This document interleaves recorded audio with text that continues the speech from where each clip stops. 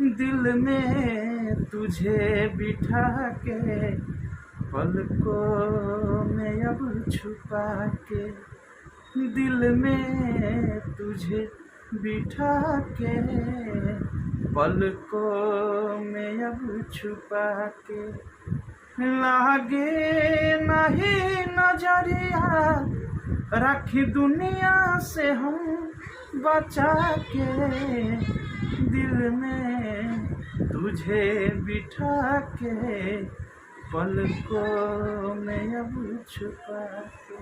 नमस्ते, प्रणाम, हर हर महादेव। समस्त भोजपुरिया समाज के, समस्त भोजपुरिया सुनने वाला जनता के, देखे वाला जनता के गोर छू के गोर लगा तनी हम अवधेश प्रेम यादव। और आप सबसे बतावे के चाहतनी कि भोजपुरी जगत के मशहूर राइटर, बहुत ही अच्छे सुप्रसिद्ध राइटर राकेश जी के एगो यूट्यूब चैनल चलेला, जौना चैनल के नाम है WR भोजपुरी हिट चैनल।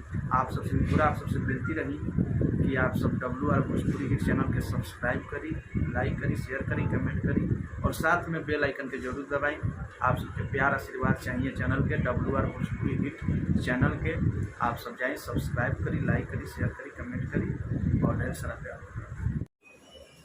नमस्ते, प्रणाम तमाम भोजपुरिया भैया लोग के, हम अवधेश प्रेम यादव गोर छू के गोर लगा। नमस्ते, प्रणाम, हम राइटर राकेश आप सबके प्रणाम करतनी।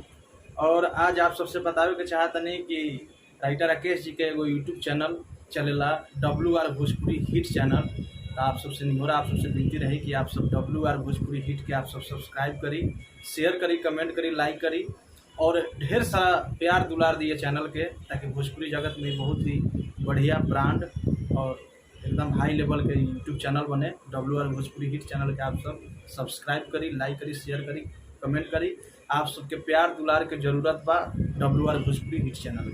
आप सब जैसे हमरा लिखल गाना के प्यार आशीर्वाद देतनी, वैसे ही हमरा चैनल के प्यार आशीर्वाद दी और ये जोड़ी के सलामत रखी। खूब ऊंचा तक के channel WR Bhojpuri hit subscribe करी, बेल आइकन के जरूर दबाएं।